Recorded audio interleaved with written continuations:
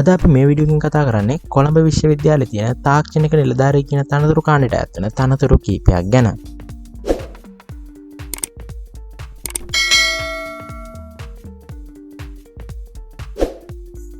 රැකියාව විස්තර කතා කරන කලින් කියන්න තියෙන්නේ රාජ්‍ය තරඟ විභාග වලට එන ප්‍රශ්න සාකච්ඡා කරන්න ඔයාලට ඕන නම් දැන්ම කමෙන්ට් එකක් දාලා තියන්න. මම කමෙන්ට් ප්‍රමාණය සලකලා බලලා ඒ වීඩියෝ එක අරගෙන එන්න. අද අපි කතා කරන්න යන ජොබ් වේකන්සි එකක් දාලා තියෙන්නේ ඉංග්‍රීසි භාෂාවෙන්. ඒ නිසා මම අද මේ වීඩියෝ එකේදී මේක ට්‍රාන්ස්ලේට් කරලා ඔයාලට පැහැදිලි කරන්න. මුලින්ම අපි කතා කරන්නේ තාක්ෂණික නිලධාරී තොරතුරු තාක්ෂණ කියන තනතුර ගැන. මේ සඳහා අවශ්‍ය වෙන පළවෙනි සුදුසුකම වෙන්නේ උසස් පෙළ විභාගයේදී විෂයන් 3 සමත් වීම. ඊළඟ සුදුසුකම වෙන්නේ වෘත්තීය පුහුණු ආයතනයෙන් NVQ level 5 මට්ටමට නොඅඩු සහතිකයක් ලබා තිබීම. ඒ වගේම තොරතුරු තාක්ෂණාංශයේ රැකියා පළපුරුද්දක් තිබීම අමතර සුදුසුකමක් කියලා සලකනවා. වයස අවුරුදු 18ත් 45ත් අතර අයට විතරයි මේ තනතුර සඳහා ඉල්ලුම් කරන්න පුළුවන්. තෝරා ගැනීමේ ක්‍රමවේදය වෙන්නේ ලිඛිත පරීක්ෂණයක් හෝ සම්මුඛ පරීක්ෂණයක් හෝ ඒ දෙකම වෙන්න පුළුවන්. ඊළඟට මේ විදිහට වැටුප් පරිමාණය දක්වලා තියෙනවා. ඊළඟට අපි කතා කරන දෙවැනි තනතුර වෙන්නේ තාක්ෂණික නිලධාරී ඔඩියෝ විෂුවල් කියන තනතුර. මේ සඳහා අවශ්‍ය වෙන පළවෙනි සුදුසුකම වෙන්නේ උසස් පෙළ විභාගයේදී විෂයන් 3 සමත් වීම. ඊළඟ සුදුසුකම වෙන්නේ වෘත්තීය පුහුණු ආයතනයෙන් NVQ level 5 මට්ටමට නොඅඩු සහතිකයක් ලබා තිබීම හෝ ඒ හා සමාන වෙනත් සුදුසුකමක්. වයස අවුරුදු 18ත් 45ත් අතර අයට විතරයි මේ තනතුර සඳහා ඉල්ලුම් කරන්න පුළුවන්. තෝරා ගැනීමේ ක්‍රමවේදය වෙන්නේ ලිඛිත පරීක්ෂණයක් හෝ සම්මුඛ පරීක්ෂණයක් හෝ ඒ දෙකම වෙන්න පුළුවන්. ඊළඟට මේ විදිහට වැටුප් පරිමාණය දක්වලා තියෙනවා. මේ සම්බන්ධව ඔයාලට මොනවා හරි ප්‍රශ්න තියෙනවා නම් අනිවාර්යෙන් කමෙන්ට් කරන්න. අපි ඊළඟට කතා කරන තනතුර වෙන්නේ තාක්ෂණික නිලධාරී තොරතුරු තාක්ෂණ සහ වෛද්‍ය විද්‍යාගාර කියන තනතුර. මේ තනතුරේ විශේෂත්වය වෙන්නේ මේ තනතුර දෙවන ශ්‍රේණියේ ඒ කාණ්ඩයේ තනතුරක්.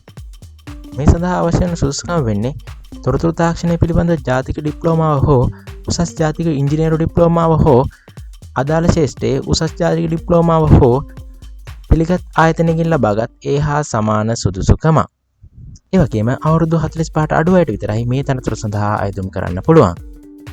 මේ සඳහා තෝරා ගැනීම සිදු කරන්නේ ප්‍රායෝගික සහ සම්මුඛ පරීක්ෂණයක් පැවැත්වීමෙන්. මේ තනතුරේ වැටුප් පරිමාණය මේ විදිහට දක්වලා තියෙනවා. ඊළඟට අපි බලමු කොහොමද මේ තනතුර සඳහා අයදුම්පත් යොමු කරන්න කියලා. මුලින්ම දක්වලා තියෙනවා මෙයාලගේ සයිට් එකෙන් මේ විදිහට විස්තර සහ ඇප්ලිකේෂන් ලබා ගන්න පුළුවන් කියලා. නමුත් මම මේ වීඩියෝ කරන අවස්ථාව වෙනකොට කීප වතාවක්ම උත්සාහ කරා මෙයාලගේ ඇප්ලිකේෂන් ලබා ගන්න. නමුත් මට ඒ විදිහට ලබා ගැනීමේ හැකියාව තිබුණේ නැහැ.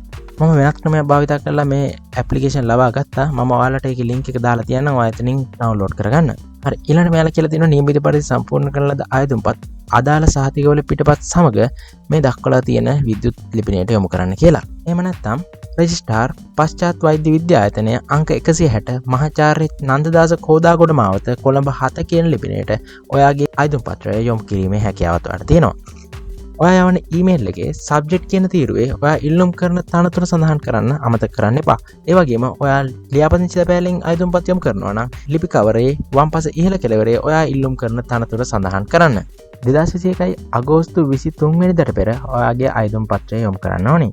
ඔයාට මේ විස්තරය කියව ගන්න සහ ඇප්ලිකේෂන් එක ගන්න ඕන නම් www.rajayejobs.blogspot.com කියන සයිට් එකට යන්න ඕන. මම ඒකේ ලින්ක් එක ඩිස්ක්‍රිප්ෂන් එකේ දාන්නම්. මේ පේජ් එක සම්පූර්ණයෙන්ම ඉංග්‍රීසි භාෂාවෙන් තියෙන නිසා ඔයාට ඉංග්‍රීසි භාෂාව පිළිබඳව ගැටලුවක් තියෙනවා නම් මේ පේජ් එකේ පහළටම ඇවිල්ලා select language කියන තැන ඔයාගේ භාෂාව select කරන්න. ඊට පස්සේ මේ සම්පූර්ණ පේජ් එකම ඔයාගේ භාෂාවට translate වෙයි.